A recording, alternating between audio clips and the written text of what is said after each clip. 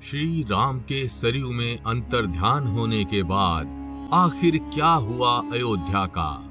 कैसे चलाया लव कुश ने अयोध्या का राजपाट? और क्या आज के समय में भी मौजूद है श्री राम का वंश? आपने बिल्कुल ठीक सुना, आज के समय में भी मौजूद है श्री राम के वंशज। हमारे भारतीय उपमहाद्वीप पर जितना पुराना इतिहास रामायण की कहानियों का रहा है, उतना ही प्राचीन रहा है श्री राम के वंश का इतिहास। श्री राम सूर्यवंशी थे और उनके वंश का उदय साक्षात ब्रह्मदेव से हुआ था। ये वंश प्राचीन भारत का एकमात्र ऐसा वंश था जो आज भी मौजूद है। महाभारत के युद्ध में भी हमें अयोध्या के एक सूर्यवंशी राजा का वर्णन मिलता है, जिसका युद्ध अभिमन्यु के साथ हुआ था। श्री राम के उस वंशज के बारे में जानने के लिए अभी ऊपर दिख रहे आई बटन पर क्लिक करें तथा आज के समय में मौजूद श्री राम जी के उन जिंदा वंशजों के बारे में जानने के लिए इस वीडियो को अंत तक जरूर देखिएगा, क्योंकि श्री राम के चले जाने के बाद शुरू हुई थी अयोध्या की असली कहानी और श्री राम के बाद शुरू हुआ था उनके वंशजों का असली संघर्ष। तो वीडियो शुरू करने से पहले जय श्री राम कमेंट करना बिल्कुल भी मत भूलिएगा। भगवान श्री राम की कृपा आपके घर परिवार पर सदैव बनी रहेगी। पृथ्वी की रचना करने के बाद धरती के संचालन हेतु ब्रह्मदेव ने अपने कई मानस पुत्र और पुत्रियों को उत्पन्न किया। ब्रह्मदेव के इन्हीं मानस पुत्रों में से एक थे मरीचि। मरीचि के पुत्र कश्यप हुए और कश्यप के पुत्र विवस्वान हुए। विवस्वान के समय से ही सूर्यवंश का आरंभ माना जाता है। विवस्वान के पुत्र का नाम वैवस्वत मनु था।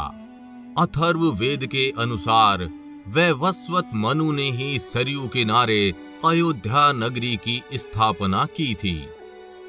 वैवस्वत मनु के 10 पुत्र हुए, जिनमें से एक इक्ष्वाकु थे और इन्हीं के वंशजों ने आगे अयोध्या पर शासन किया। इक्ष्वाकु एक तेजस्वी राजा थे और इनके काल में सूर्यवंश की बहुत ख्याति बढ़ी। इक्ष्वाकु के वंश में आगे चलकर हरिश्चंद्र, दिलीप और भागीरथ जैसे प्रतापी राजाओं का जन्म हुआ। भगीरथ के पुत्र ककुत्स हुए और ककुत्स के पुत्र का नाम रघु था। रघु ने अपने पूर्वज इक्ष्वाकु के समान ही ख्याति पाई और इक्ष्वाकु की तरह इस वंश को रघु के नाम से भी जाना जाने लगा। रघु के बाद इस कुल को रघु कुल के नाम से भी संबोधित किया जाने लगा। रघु के वंश में नाभाग जन्मे। नाभाग के पुत्र अज हुए और अज के पुत्र का नाम दशरथ था। दशरथ के पुत्र श्री राम थे और इस प्रकार ब्रह्मदेव के 67वीं पीढ़ी में राम जी का जन्म हुआ। राजा दशरथ के 4 पुत्र थे, राम, भरत, लक्ष्मण और शत्रुघ्न। राम जी के पुत्र लव और कुश थे। राम जी के बाद उनके बेटे कुश अयोध्या के साथ साथ पूरे दक्षिण कौशल के राजा बने तथा लव को आज के पंजाब क्षेत्र का राजा बना दिया गया, जहां उन्होंने अपने नाम से एक राजधानी बनाई जिसे आज लाहौर के नाम से जाना जाता है। इसी के साथ ही तक्षशिला के राजा भरत के बेटे तक्ष बने और पुष्करावती के राजा भरत के दूसरे बेटे पुष्कल बने। आज पुष्करावती को पेशावर के नाम से जाना जाता है। इसी के साथ ही लक्ष्मण के बेटों अंगद को अंगदपुर और चंद्रकेतु को चंद्रावली का राजा बना दिया गया। ये क्षेत्र आज के हिमाचल प्रदेश में मौजूद है। शत्रुघ्न का बेटा सुबाहु मथुरा और शत्रुघाती विदिशा का राजा बना। अयोध्या में शासन करने वाले कुश और उसके वंशजों ने श्री राम के वंश को आगे बढ़ाया। कुश के वंश में अयोध्या पर शासन करने वाले अनेकों राजाओं का जन्म हुआ। समय बीतता गया, युग बदलते गए और श्री राम का वंश आगे बढ़ता रहा। महाभारत से होते हुए कलयुग के आरंभ से अब तक वो वंश मौजूद है। पीढ़ियां भले बदलती गईं, लेकिन श्री राम के वंशज अपने कुल का इतिहास नहीं भूले। कलयुग आते आते श्री राम का वंश अनेकों भिन्न शाखाओं में बंट गया और इसलिए इन्हें अनेकों नामों से जाना जाने लगा। आज के समय में मौजूद शाक्य वंशी श्री राम के ही वंशज माने जाते हैं। सिसोदिया, कछवाह और मौर्य आदि भी श्री राम के ही वंशज माने जाते हैं। आज के जयपुर राजघराने की महारानी पद्मिनी और उनके परिवार के लोगों का संबंध सीधा श्री राम पुत्र कुश से है। महारानी पद्मिनी के अनुसार उनके पति भवानी सिंह राम पुत्र कुश के 309वें पीढ़ी के वंशज थे। इस घराने के इतिहास की बात करें तो 21 अगस्त 1921 को जन्मे महाराज मान सिंह ने 3 शादियां की थी। मान सिंह की पहली पत्नी मरुधर कंवर, दूसरी पत्नी का नाम किशोर कंवर तथा तीसरी पत्नी का नाम गायत्री देवी था। महाराजा मान सिंह और उनकी पहली पत्नी से जन्मे पुत्र का नाम भवानी सिंह था। भवानी सिंह का विवाह राजकुमारी पद्मिनी से हुआ, लेकिन इनका कोई पुत्र नहीं हुआ। उनकी मात्र एक बेटी है जिसका नाम दिया है। राजकुमारी दिया का विवाह नरेंद्र सिंह के साथ हुआ है।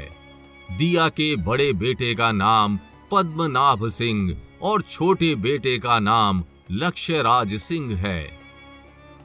इस प्रकार आज के जयपुर राजघराने का संबंध सीधा श्री राम के वंश से माना जाता है। राजस्थान के मेवाड़ पर राज करने वाला सिसोदिया राजवंश भी श्री राम का ही वंशज माना जाता है। बप्पा रावल, महाराणा प्रताप, राणा सांगा और राणा कुंभा जैसे वीर राजाओं का जन्म इसी वंश में हुआ था। आज भी सिसोदिया राजवंश के ध्वज में मौजूद सूर्य भगवान उनके सूर्यवंशी और श्री राम के वंशज होने का प्रमाण देते हैं। सिर्फ यही नहीं, बल्कि भारत में अनेकों ऐसे छोटे बड़े राज्य और जातियां मौजूद हैं जो श्री राम के वंशज होने का दावा करती हैं। सिर्फ भारत में ही नहीं, बल्कि भारत के बाहर भी श्री राम के वंशजों का वर्णन मिलता है। आज भी थाईलैंड के राजा को राम की उपाधि दी जाती है। सिर्फ हिंदू धर्म ही नहीं, बल्कि भारत में जन्मे अन्य 2 धर्मों के प्रवर्तक भी श्री राम के ही वंशज थे। जैन और बौद्ध धर्म की अनेकों किताबों में इसके संतों का राजकुमार होने का वर्णन मिलता है। महात्मा बुद्ध और महावीर जैन दोनों राजकुमार थे और दोनों का संबंध सूर्य वंश से था। इस प्रकार श्री राम का वंश कई मायनों में महत्वपूर्ण है। तो आपको श्री राम वंश की ये कहानी कैसी लगी, हमें कमेंट करके जरूर बताइएगा। और अगर ये वीडियो अच्छी लगी हो तो इसे लाइक व शेयर कर चैनल को सब्सक्राइब करना बिल्कुल भी मत भूलिएगा।